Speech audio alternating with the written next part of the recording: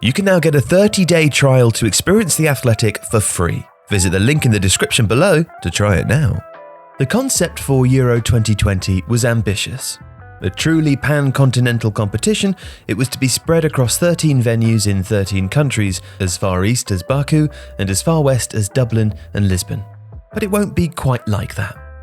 Qualification began back in March 2019 and in a completely different world. One in which it wasn't envisaged that the competition would have to be played in quarter-full stadiums in front of masked spectators or take place a year later than planned. But this is the story of how the teams got there.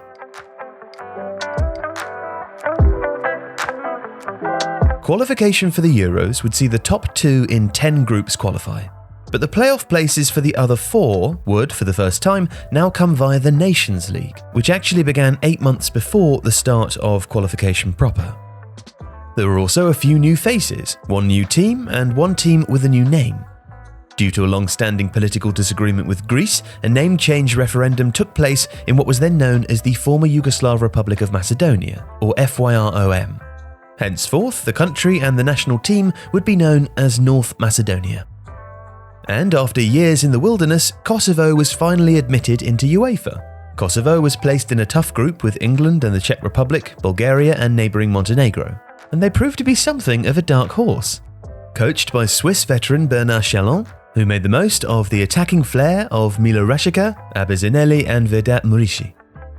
Kosovo drew their first game against Bulgaria, but controversy wasn't far away.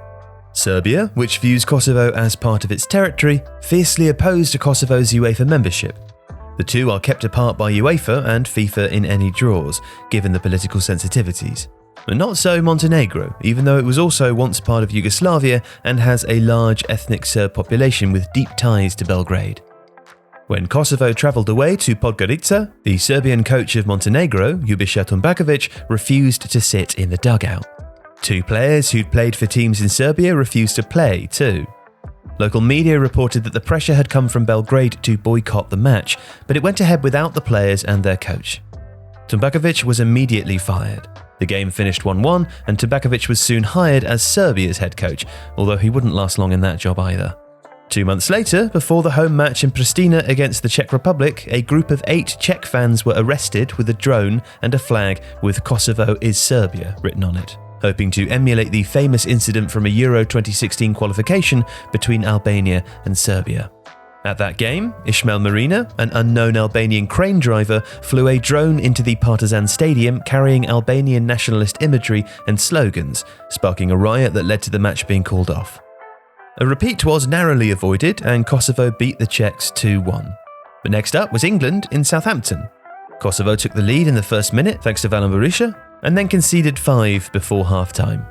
It was chaos as Kosovo then scored 2 more and missed a hatful of chances. The match ended 5-3, although it could have been 7-7. Ultimately, Kosovo missed out on automatic qualification after conceding 2 late goals against the Czech Republic. England would finish top of Group A after winning 9 out of 10 games, but they'd have bigger problems off the pitch. England's black players were abused during their 5-1 defeat of Montenegro. But it was their 6-0 victory against Bulgaria in Sofia that was the most shocking. The game was marred by racism, monkey chants, Nazi salutes and banners with fascist symbols and number codes.